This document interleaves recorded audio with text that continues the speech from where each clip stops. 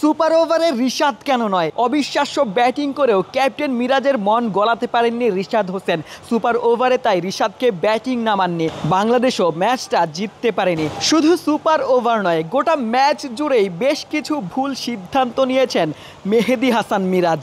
সেই হোপকে দেখে মেহেদী হাসান মিরাজ শিক্ষা নিতে পারেন কি করে ক্যাপ্টেন হয়ে সামনে থেকে নেতৃত্ব দিয়ে দলকে জেতাতে হয়। সেই হোপ তেমনটাই যেন দেখিয়ে দিলেন। অবিশ্বাস্য ব্যাটিং করেছেন, দলকে জয়ের বন্দরে পৌঁছে দিয়েছেন। মেহেদী হাসান মিরাজও শেষ পর্যন্ত অপরাজিত ছিলেন, তবে তার স্ট্রাইক রেটটা 50-এর মতো ওয়ানডে ক্রিকেটে। শেষ দিকেও রিশাদ যে ঝড়টা তুলেছিলেন, মেহেদী হাসান মিরাজও চাইলে কিন্তু সেই ঝড়, একই রকম ঝড়টা তিনি হয়তোবা তুলতে পারতেন। বাংলাদেশের রানটা হয়তোবা আরও একটু বেশি হতে পারতো। মেহেদী হাসান মিরাজ কেমন ক্যাপ্টেন্সি করেছেন সেটি নিয়েও কিন্তু প্রশ্ন রয়েছে।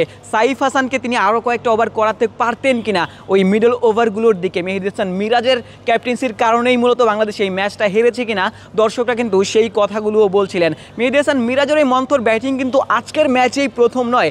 এর আগে ওয়েস্ট ইন্ডিজের বিপক্ষে তাদের মাটিতে যখন বাংলাদেশ 3 ম্যাচের সিরিজ খেলেছিল, সেখানটাতেও মেহেদী হাসান মিরাজ এই 70, 80 কিংবা 60 স্ট্রাইক রেটেও ব্যাটিং করেছিলেন, যদিও বা 2টা 50-র দেখা তিনি পেয়েছিলেন। আজকের ম্যাচে যে উইকেটে বাংলাদেশ দল ব্যাটিং করেছে প্রথম দিকে, প্রথম ইনিংসে আসলে একমাত্র স্মার্ট সিটি বসুন্ধরা, আধুনিকতায় এক ধাপ এগিয়ে। উইকেটটা আরও একটু বেটার ছিল, বল হয়তো বা একটু ব্যাটে আসছিল, তবে একটু বেশি মন্থর ব্যাটিং করেছে মূলত বাংলাদেশি ব্যাটাররা। সে কারণেই মূলত বাংলাদেশের রানটা বড় হয়নি। তবে ধন্যবাদ দিতে হয় রিশাদ হোসেনকে। তিনি যেভাবে ব্যাটিং করেছিলেন, তার ব্যাটিংয়ের কল্যাণেই মূলত বাংলাদেশ দল 213 রান করতে পেরেছিল। তবে সেখানটাতেই কিন্তু বড় প্রশ্ন, রিশাদ হোসেন যেখানে প্রায় 300 স্ট্রাইক রেটে ব্যাটিং করতে পারেন, স্লগ ওভারে ঝড় তুলতে পারেন, কেনই বা উপরের ব্যাটাররা যেখানটাতে মেহেদী হাসান মিরাজ কিংবা সোহান ব্যাটিং করছিলেন, ওই ডেথ ওভারেই তো ব্যাটিং করছিলেন 35 ওভারের পর থেকে, তখন কেনই বা তারা হাত খুলে খেললেন না? কেনই বা রানটাকে আরও একটু বড় করার চেষ্টা করলেন না? প্রশ্নটা কিন্তু সে জায়গাটাতেই আসে। মেহেদী হাসান মিরাজ কি তবে ওই সেফ ক্রিকেটই খেলেছেন, নিজে বাঁচার জন্য ক্রিকেট খেলেছেন? যেহেতু তিনি আসলে লম্বা সময় ধরে ব্যাট হাতে রান করতে পারছেন না, সেই কারণেই তিনি তার নামের পাশে রান দেখতে চেয়েছেন, সেই প্রশ্ন কিন্তু করাই যেতে পারে। বেশ কিছু সিদ্ধান্ত তিনি নিয়েছেন, যে সিদ্ধান্তগুলোর সমালোচনা কিন্তু হয়েছে এর আগের সিরিজগুলোতেও। আফগানিস্তান সিরিজের যে সিদ্ধান্তগুলো মেহেদী হাসান মিরাজ নিয়েছিলেন, সেই সিদ্ধান্ত নিয়ে বেশ কিছু সমালোচনা কিন্তু আমরা দেখেছি দর্শকদের মধ্যে, যেই সমালোচনা এই সিরিজেও বজায় রয়েছে।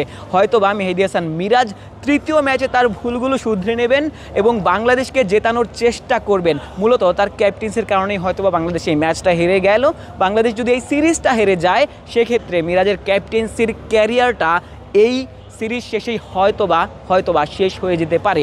যতটুকু খবর, মিরাজের জন্য শেষ ম্যাচটা হতে পারে তার ক্যাপ্টেন্সি ক্যারিয়ারের শেষ ম্যাচ। যদি তিনি ম্যাচ জেতাতে পারেন, তবেই হয়তোবা তার ক্যারিয়ারটা আরও একটু বড় হবে। ক্যাপ্টেন্সি ক্যারিয়ারের কথা বলছি, তবে তাকে আরও একটু আগ্রাসী ক্যাপ্টেন্সি কিন্তু নিশ্চিতভাবেই করতে হবে। ব্যাটার হিসেবেও আর একটু আগ্রাসী ব্যাটিং তাকে নিশ্চিতভাবেই করতে হবে, নতুবা একজন ক্যাপ্টেনের যে ক্যারেক্টার থাকা উচিত মেহেদী হাসান মিরাজের ক্যারেক্টারে, সেটি কিন্তু আসলে এই মুহূর্তে যথেষ্টই অভাব পরিলক্ষিত হচ্ছে। এবং ক্যাপ্টেনকে যেভাবে নেতৃত্ব দিতে হয় ব্যাট হাতে কিংবা বল হাতে, মিরাজ কিন্তু ব্যর্থ হচ্ছেন।